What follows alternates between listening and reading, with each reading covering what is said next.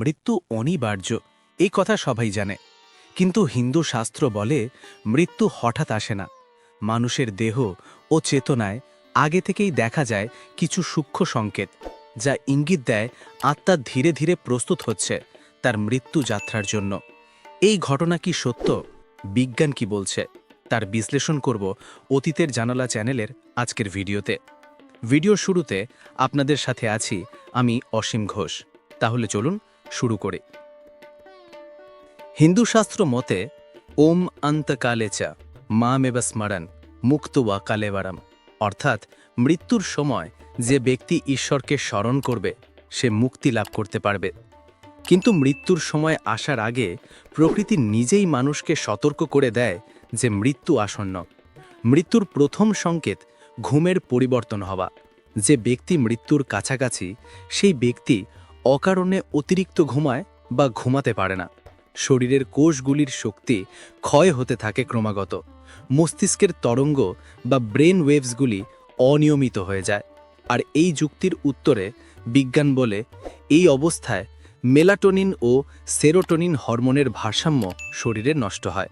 মৃত্যুর দ্বিতীয় সংকেত খাদ্যে খাবার প্রতি অনীহা তৈরি হওয়া। যে ব্যক্তি ধীরে ধীরে মৃত্যুর কাছাকাছি চলে আসে সেই ব্যক্তিত্ব দেহ আর খাবার খেতে চায় না। অগ্নিতত্ত্ব বা পরিপাক শক্তি দুর্বল হয়ে যায়।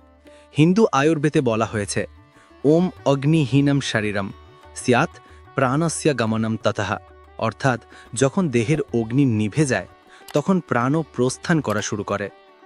মৃত্যুর তৃতীয় সংকেত চোখের দৃষ্টি পরিবর্তন হয়ে যাওয়া। চোখ ভ্যাকাশে হয়ে যায়, দৃষ্টি যেন অন্য জগতে তাকিয়ে থাকে, নিজের আত্মীয় পরিজনকে চিনতে না পারা। বিজ্ঞান এই কথার বিশ্লেষণে বলে রেটিনায় রক্ত সঞ্চালন কমে যায়, চোখের আলো ম্লান হয়। কিন্তু হিন্দু শাস্ত্র বলা হয় তখন সেই আত্মা ধীরে ধীরে নিজের উৎসের দিকে ফিরে তাকাতে শুরু করে। মৃত্যু চতুর্থ সংকেত মৃত্যু আসন্ন ব্যক্তির শরীরে অদ্ভুত ঠান্ডা বা গরম অনুভূতি হওয়া। কখনো সেই ব্যক্তির হাত পা বরফের মতো ঠান্ডা হয়ে যায়, আবার কখনো হঠাৎ গরম হয়ে ওঠে। এটি প্রাণাশক্তির অসম বন্টনের ফল। এই রহস্যের পেছনে বিজ্ঞানের ব্যাখ্যা বলে রক্তপ্রবাহ ও স্নায়ুতন্ত্রের পরিবর্তন মৃত্যুর পূর্ব লক্ষণ হতে পারে। মৃত্যুর পঞ্চম সংকেত অতীত ঘটনা দেখা বা মৃত আত্মীয়দের আশেপাশে অনুভব করা।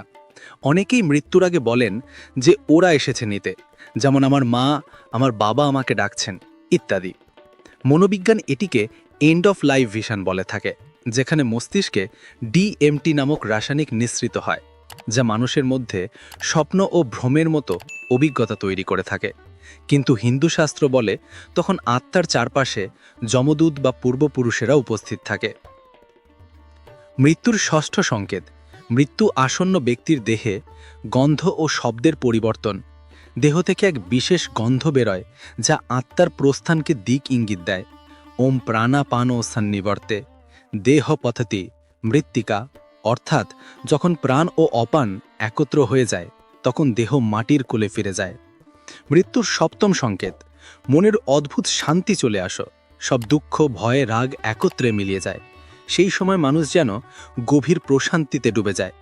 বিজ্ঞান এর উত্তরে বলে মৃত্যুর পূর্ব মুহূর্তে এন্ডরফিন বৃদ্ধি পায়, যা মস্তিষ্কে প্রশান্তি আনে।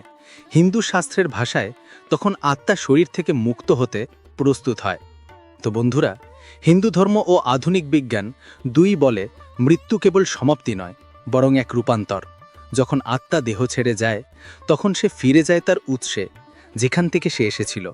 অহম ব্রহ্মাস্মি, আমি সেই ব্রহ্ম, আমি সেই চেতনা। মৃত্যু শেষ নয়, এটি এক নতুন সূচনা। তো বন্ধুরা, ভিডিও আজকের মতো এই পর্যন্তই। কমেন্ট করে জানান আপনার মূল্যবান মতামত। ভিডিও ভালো লাগলে শেয়ার করুন আপনার বন্ধু বান্ধবের সাথে। দেখা হচ্ছে পরবর্তী এক্সাইটিং এপিসোডে। ততক্ষণের জন্য নিজে ভালো থাকুন, অন্যকে ভালো রাখুন, এই প্রত্যাশায় বিদায় নিচ্ছি। নমস্কার।